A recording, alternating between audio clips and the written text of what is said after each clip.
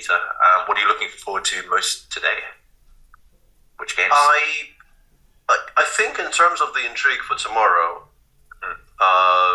what we would like is for to love our game. We will also enjoy delving quite in depth into what's happening over the course of a long tournament, what's happening over the course of a long game.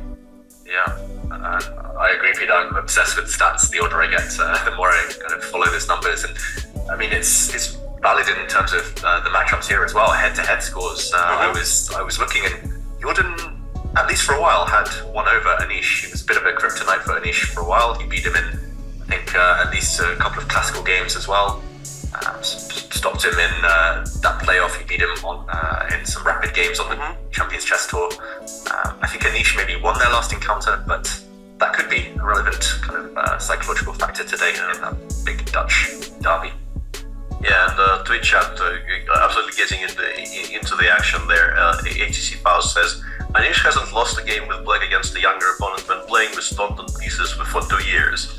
Yeah, things like that. Absolutely, things exactly like that. We need that. Yeah, we absolutely, and shout out to the Staunton pieces, the absolute favorite chess pieces of most players, I would assume, now that the topic has come up. And we can return to this at a later date, I suppose, but for now, in the central game of the round, this is a bit worrying for me in terms of what we're going to be watching, because not only is it the QGA, but I think Wesley specifically has been doing some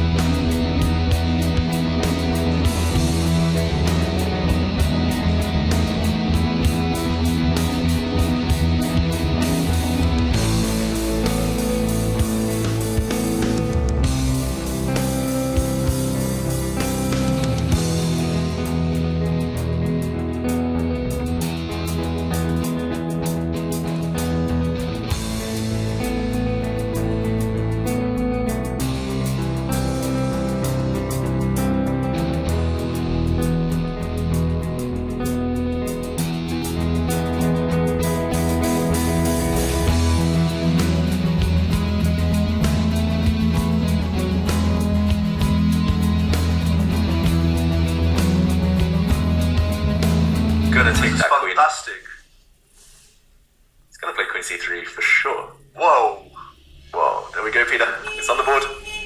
This is so great. And look at Magnus. He's panicking. He's like calculating before he's written his move down. No, no, you're right.